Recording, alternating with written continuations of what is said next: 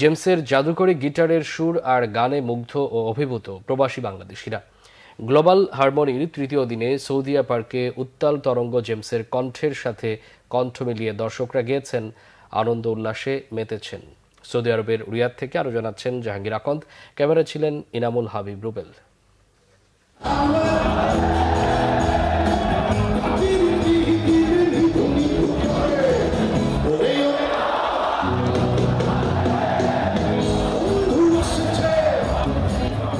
মঞ্চে জেমস, বেজে উঠল গিটার, সুরের মূর্ছনায় উত্তাল তরঙ্গ যেন বইছে রিয়াদের সৌদিয়া পার্কে।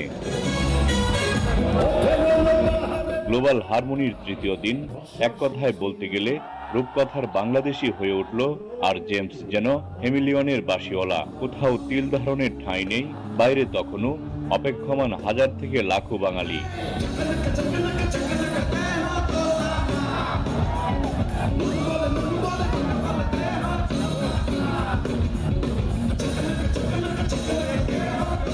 দীর্ঘ প্রবাস জীবনে সৌদি মিডিয়া অব মিনিস্ট্রির এমন উদ্যোগে উচ্ছ্বসিত প্রবাসী বাংলাদেশিরা। দেখা মিলল বাঁধভাঙা সে আবেগের উচ্ছলতাও। আমার জীবনে প্রথম রিয়াদে জেমসকে দেখেছি এবং এত উৎসুক লোক, এত দর্শক জীবনে কখনো দেখি নাই। প্রায় 10-15 দিন আগে থেকে আমি চিন্তা করছি যে আমি এখানে আসবো, তাই ফ্যামিলি নিয়ে চলে আসলাম।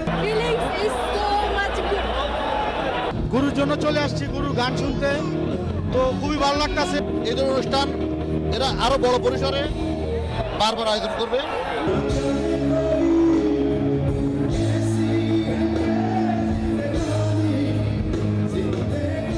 মঞ্চ মাতিয়ে সাংবাদিকদের সাথে কথা বলতে এসে আবেগ যেন ছুঁয়ে গেল জেমসকেও। জানালেন, সংস্কৃতির এমন বিনিময় মঞ্চে আবারও আসবার ইচ্ছা আছে তার। আমি মুগ্ধ এখানে রিয়াদে এসে, এবং আমার অনুভূতি ঠিক ভাষায় প্রকাশ করতে পারছি না।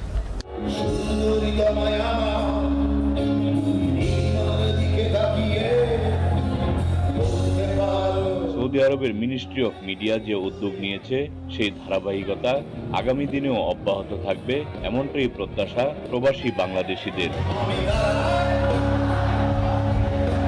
রিয়াদের মাটিতে প্রথমবারের মতো কনসার্ট করলেন বাংলাদেশের জনপ্রিয় ব্যান্ড শিল্পী জেমস। সুরের মূর্ছনায় মাতিয়ে রাখলেন দর্শকদের। জাহাঙ্গীর আকন্দ, বাংলা ভিশন, রিয়াদ, সৌদি আরব।